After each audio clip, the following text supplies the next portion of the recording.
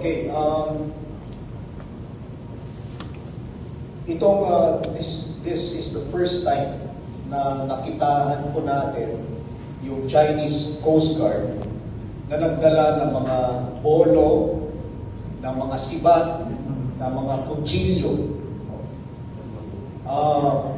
On the other hand, yung tropa po natin, wala tayong dala ng mga ganun. And we mentioned that yung mga baril na dala natin were disassembled and naka-gun case siya. Naka-gun case. Because we were transporting this to LS-57. So wala tayong armas na dala. No? Na bladed weapons or whatever. Pero yung Chinese, yun po yung ginamit nila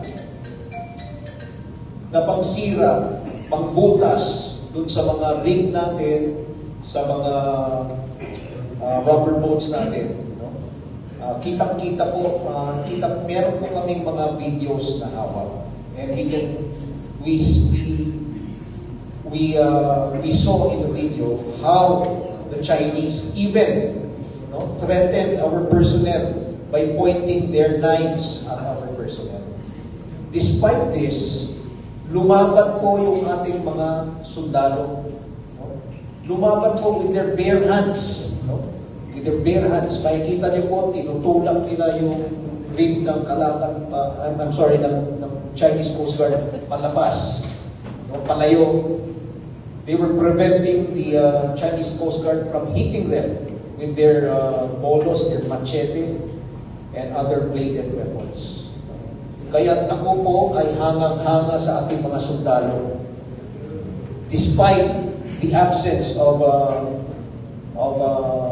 weapons or certain items to defend themselves, ay lumaban pa rin po sila. Gusto ko pong tanggalin yung impression na yung mga sundalo po natin ay hinayaan nila yung mga Chinese Coast Guard na kunin lamang yung ating mga kagamitan, sirain yung ating mga boats. Hindi po natin hinayaan sila. Lumaban po tayo. But then again, may mga limitations po tayo. Because, number one, we were outnumbered. Yung dalawang rig natin, ang katapat niya, 8 na rigs na Chinese Coast Guard. Hindi lang po rigs, may mga steel hull na mga boats pa rin sila na binabangga dun sa ating mga rigs. So, talaga pong hangang-hanga ako sa sundalong Pilipino, sa ating mandirigma, mandaragat, pati na rin po yung ating mga Coast Guard because of the restraint that they practice. Dahil napakalapit po noon yung pinangyarihan nito dun sa LS-57. And as you all know, LS-57 is also armed. May mga armas po tayo, but we did not use those. We did not use those because our objective is that while we want to bring supplies to our troops following international laws, our objective is also to prevent war. Ayaw po natin na magkaroon ng kena. Thank you. Thank you very much, sir, for this.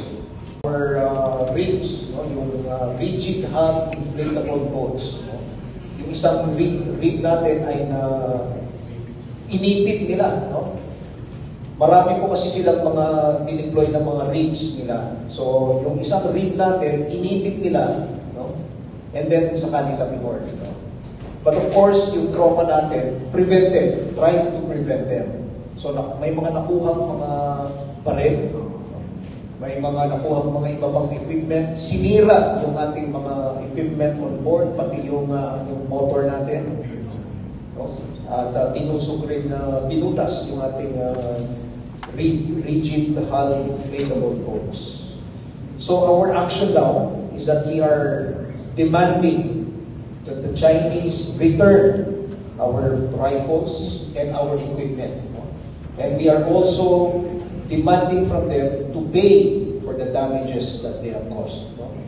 Babayaran nila po yun. Dahil hindi po tayo papayag na gano'n lang sisiramin nila yung ating mga kagamitan at kunin lang nila. For me, this is piracy already. Piracy. Because they boarded our boats illegally They got our equipment. No? Again, no? Parang mga pirata na po sila dun sa mga ginawa nilang actions nila.